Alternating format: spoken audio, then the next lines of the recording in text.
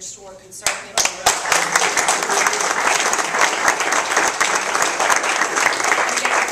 back on track. So I just want to spend the rest of the time, I apologize for being 5 minutes late. There's a lot of lights between Troy and Dothan, and we hit every single one of them. So anyway, I really want to take this time just to have a discussion, to answer your questions, to hear your thoughts. So we'll do that now. Yes, sir. I did email you about this, the Social Security issue in COLA, the totalization program with Mexico, and it'd be great to know that we're going to have some money there. When I was 20, it didn't matter, but now it does. Right, right. Yeah, the cost of living increase has been an issue that we've seen come up from time to time over the course of the past year. And we have certainly much larger issues when it comes to Social Security and Medicare, our entitlement programs. And I have been looking at different ways that we can address these entitlement programs. I will say an offer is one solution, and I'm happy to hear others that you may have, is that there is no accountability within these two entitlement programs. And I would suggest that one way that we start in placing accountability on Social Security and Medicare is requiring them to submit 30-year budgets to the Congress to come under review every 5 years so we can know exactly how that money is being spent. I believe that we always need to go and root out waste and inefficiency before we take any other measures. So I think one of the very first things that we can do as a Congress is require accountability in both of those entitlement programs so that we can start moving along in the right direction as it relates to Social Security and Medicare. Thank you. Yes, sir. Thank you for your position in regard to veterans at Fort Rucker as well as Maxwell. Obviously, you know and I know we need those jobs in this area. I'm proud to see you take that position. However, on the other hand, what is your position in regard to the governor's task force on gambling? Right. Well, I'll say this. I've gone on the record many times over the course of the past year in stating that I'm opposed to gambling in Alabama. And I think the most important thing that needs to happen right now is that we enforce the law. And the Supreme Court has handed down its decision as it relates to the law, and then certainly it's up to our legislature whether or not they want to change that law. And we have elections in November as it relates to our legislature as well, and I would submit to you that it's very important that we elect conservatives to Alabama state legislature so that we can trust that they will make good decisions as it relates to that. But again, I'm opposed to gambling in Alabama. It is a state issue. It's an issue for our courts, and it's an issue for our state legislature outside of the Indian Gaming and Regulatory Act, which is an act of Congress as it relates to our Indian casinos throughout the state. But anyway, so that's my position on that. It is my strong hope, and of course we saw as the Supreme Court handed down their decision, and the judge in Macon County made the decision to not abide by that order, so we'll see what happens there. But I think the most important thing right now is that we enforce the law as it has been placed on the books and as it's been interpreted by the Supreme Court. Immigration, Arizona law, for or against, and how would you close our borders? Well, when it comes to immigration, there's two very, very important things. Number one, we have to secure our border, whether that's increased border patrol, whether that's a fence, whether that's a virtual fence, whether that's National Guard troops. It is absolutely imperative that we secure our border. Number two, we have got to enforce the laws we have on the book. And the federal government in the Immigration and Nationality Act said we would like to reserve all power of enforcement to ourselves. Well, they have failed us. They have failed us.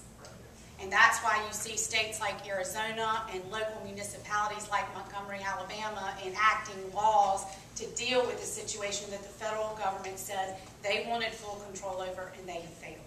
I support Arizona. I support their governor. I support their legislature. I think it took real guts to do what they did. I'll say this, when 17% of those coming across our southern border into Arizona already have felony arrest records in the United States, that's a real problem. And it's a national security threat to us right here at home.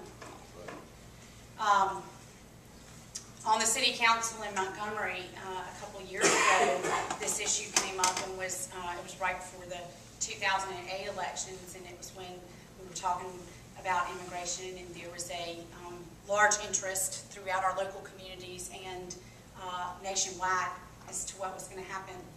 And I had a lot of individuals come to me and say, hey, what about the city council? You know, we've got all these cities all over the country passing laws. And I said, well, let's look at it. Let's take a real close look at it. And I spent several months doing research on the different laws that were passed. I chaired the committee on the city council. And I want to tell you this, we wanted to be really diligent about our approach because we wanted to pass a law that not only was enforceable, but if challenged in court, could withstand legal scrutiny. And so we took Tennessee's statute that had recently been passed and looked very closely at that and modeled our ordinance after that. In the Immigration and Nationality Act, there is a preemptive clause which states, you know, the federal government is the sole enforcer. But then there's an exception that's carved out, and one of which is the licensure of businesses.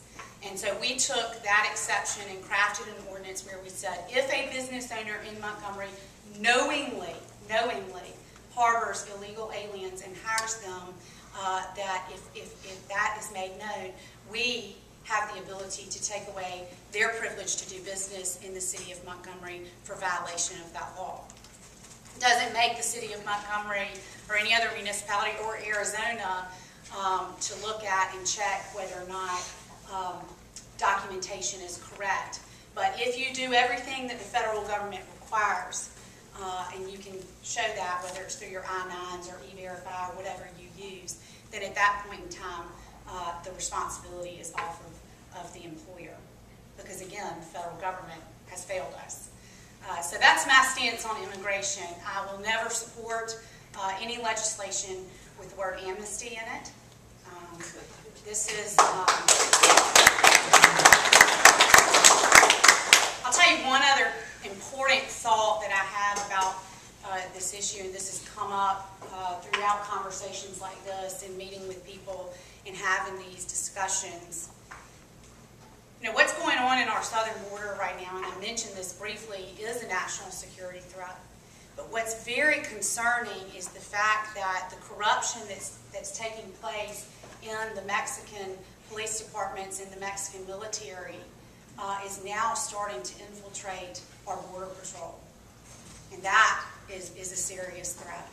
So there's lots of issues that need to be addressed, but we got to secure the border and we got to enforce the laws.